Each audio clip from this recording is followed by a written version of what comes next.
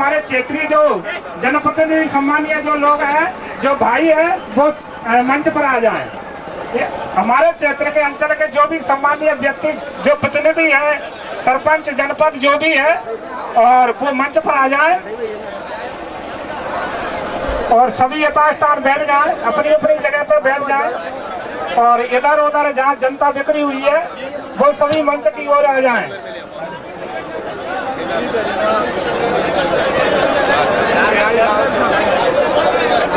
हाँ,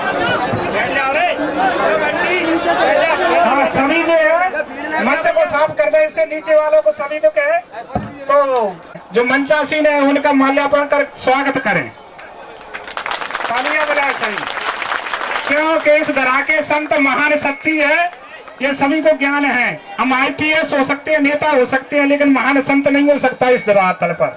इस धरातल की तपस्या और प्रकाष्ठा सभी संत से स्वागत करें। आज हमारे मोहन सरपंच साहब जागवाले हमारे। तो मेरे भाइयों, सभी भाइयों से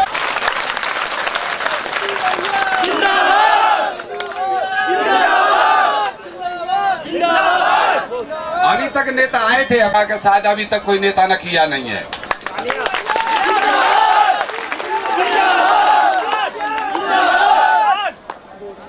पंद्रह साल विधायक बन गए अपने, इतना फंड नहीं आता है कि 20 साल, एक साल में 20 हैंडपंप नहीं लगा सकते। अगले बंदे ने 47-48 बोर ऊपर करा चुके हैं और 20-22 बोर नीचे करा चुके हैं। एक लोटा पानी पिला देते हैं, लोग कहते हैं यार वो अच्छा इंसान है, उनने। तो इसे इंसान बिल अपना उधार हो रहा है, तो अपन गुड्डू भैया अपने बीच में कुछ सुनाएंगे। प्यार से लोग गुड्डू भैया कहते हैं, राघवेंद्र नाम को उन्हें पसंद ही नहीं है, गुड्डू करूंगा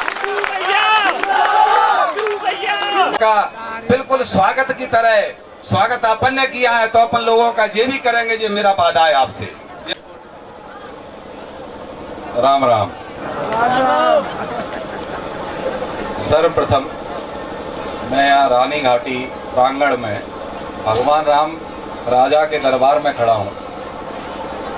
तो सबसे पहले मैं प्रभु राम को, सीता माता को प्रणाम करता हूँ। सभी बड़े बुजुर्गों को मेरा प्रणाम है, सभी संत समाज को मैं प्रणाम करता हूँ, और जो मेरे भाई बहनें बैठे हैं उन सबको भी मेरा प्रणाम स्वीकार करें। जैसा अभी चर्चा को आगे बढ़ाते हुए मैं कहूँगा कि सरकार तो बहुत आती हैं जाती हैं, नेता बहुत आते हैं, हो सकता है कुछ ऐसे आए जो मुझसे भी अच्छी वाणी बोले, मुझसे भी अच्छे मीठे वचन बोले, लेकिन जो नेता का धर्म होता है वो, और जो कर्म होता है, होता है जनता की सेवा। आप नेता का तिलक इसलिए नहीं करते कि आप राजा बन के हमें छोड़ जाओ, आप उसको अपना प्रतिनिधि इसलिए बनाते हैं, उसका तिलक इसलिए करते हैं कि सुख दुख में, भूख प्यास में आप हमारी मदद करो।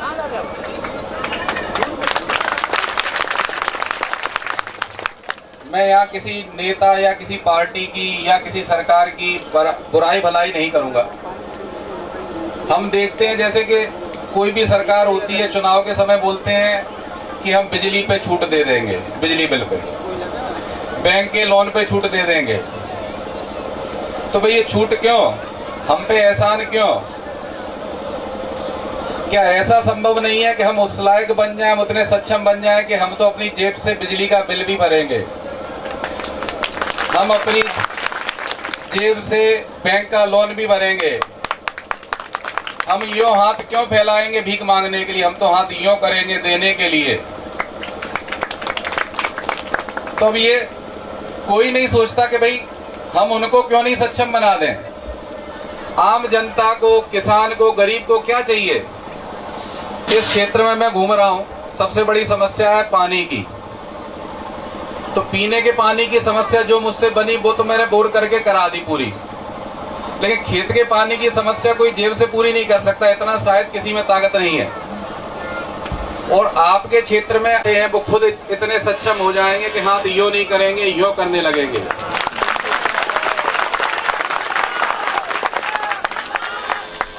जब हमारे खेत में पानी होगा, उस आदमी के साथ उसके बच्चों का, उसके परिवार का विकास होता है। उस परिवार के साथ जब काफी समय क्षेत्र में घूम के देखा पानी की, और दूसरी है बेरोजगारी की। यहाँ देखा, मैंने सुना कि यहाँ पे बहुत अच्छा किसी समय व्यापार हुआ करता था खदानों का, पत्थर का, और यहाँ लोग बड़े संपन्न करो देखे। ये कहाँ की बलमनसाहत है भाई? पहले हमसे रोटी छीनो फिर हमें टुकड़ा दो, ये कहाँ की बलमनसाहत है भाई? अगर हमारी मदद करनी है, तो इतना कहना चाहूंगा कि मैं उस गांव में गया, आप जैसे सभी लोग बैठे थे, एक दादाजी सम्मानी बैठे थे बुजुर्ग। तो मैंने उनसे कहा, मैं बस आप तो एक काम करना, राम राम कहना, बोर्ड लगवा देना और पानी निकलेगा। तो बड़ा एक अच्छा किस्सा है, वो पानी पिएगी, सालों साल पिएगी। तो फिर उस काम को मैं और आगे बढ़ाता चला गया, और जितना मुझसे बना उतना मैंने अपनी जेब से बोर करवाए। तो जब ये सब सिलसिला चल रहा था तो मुझे ये भाइयों ने अपने गांव में बुलाया, और तो मैं नहर की व्यवस्था अगर मेरी जेब से हो सकती हो, यहाँ उस गांव के लोग बैठे उनको पता होगा, मैं 1-8 करोड़ रुपया में हो रही हो तो मैं जेब से करा दूंगा। पानी की व्यवस्था करूंगा। ये यहाँ भगवान राम के दरबार में खड़े होकर मैं आप सबको वचन देता हूँ।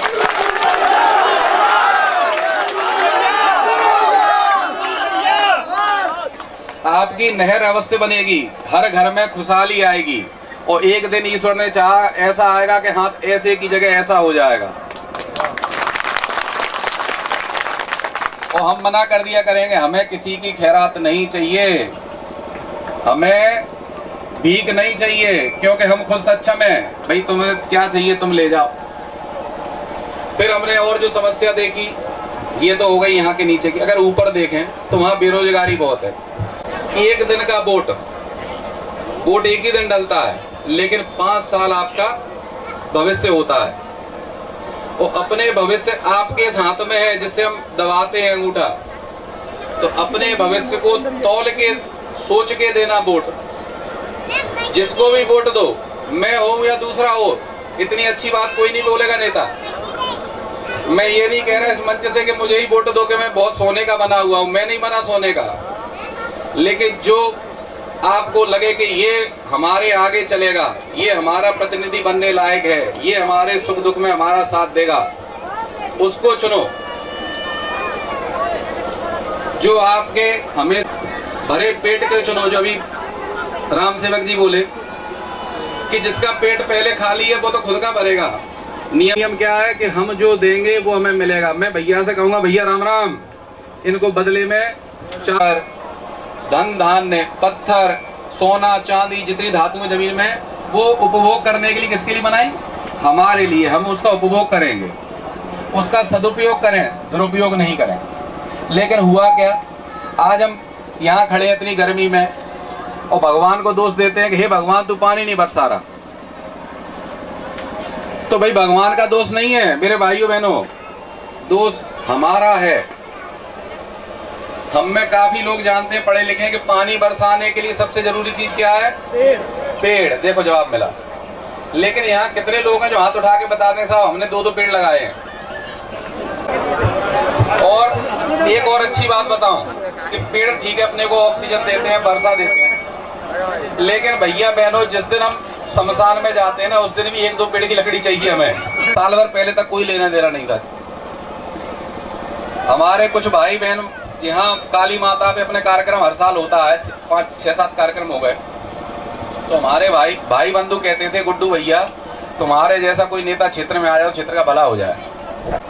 मैं यहाँ पे तो अभी वो योजनाएं नहीं आ पाई जो 19 साल पहले सन 1999 में अटल बिहारी वाजपेयी लागू की थी। वो योजना आज भी नहीं है। विधानसभा की योजना आज जब हमारे विधानसभा में नहीं है, तुम्हारे नेता कहाँ चले गए भैया? केंद्र से कोई योजना ऐसे नहीं बनती कि ये उसमें ऐसे लिख दिया जाए कि, और तो एक दिन के भंडारे में जो आप मुझे दुआ देते होगे वो आप पूरे साल भर दुआ दोगे कि जय हो गुड्डू भैया की, कि भैया हमारी रोटी लग गई। तो उतने मैं आपसे बोलूंगा, झूठे वादे मिलेंगे नहीं।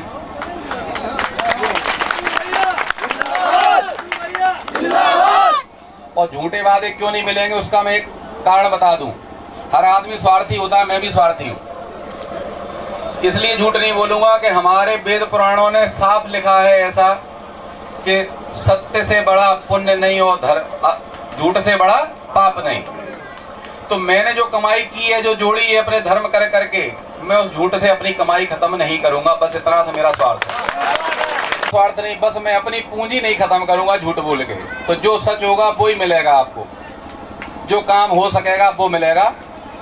और जितनी सेवा मुझसे बनेगी तन मन और धन से, मुझे धन भी नहीं चाहिए, ये विधायक फंड का ईश्वरी कृपा से ईश्वर खूब दे रहा है मुझे। और मैं ये और वचन देता हूं आज कि पूरे के पूरे साल का एक हिसाब बना करेगा विधायक फंड का, और जो पूरी हर पंचायत में जाया करेगा कि भाई ये दे।